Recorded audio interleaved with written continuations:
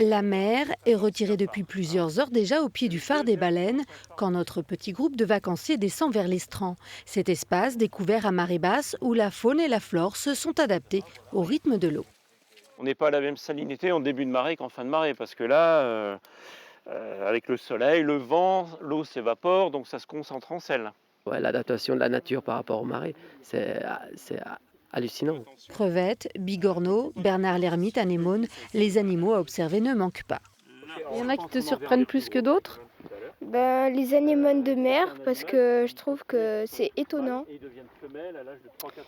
Et les crabes aussi, qui peuvent s'automutiler.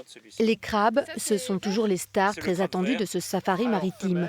Flore, vacancière suisse, vient de trouver un crabe enragé. Il y a une pince, elle est probablement tombée à un moment donné et elle a repoussé, quoi. J'en ai déjà vu, mais je les ai pas attrapés.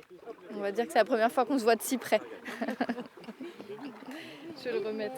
Je me rends compte que en fait, les gens ne connaissent pas hein, et donc ils ont souvent tendance à retourner les pierres et pas les remettre en place. Donc moi, c'est ça que j'essaye vraiment d'inculquer, notamment aux enfants, hein, qu'ils connaissent mieux leur environnement et donc, par la force des choses, qu'ils le respectent mieux.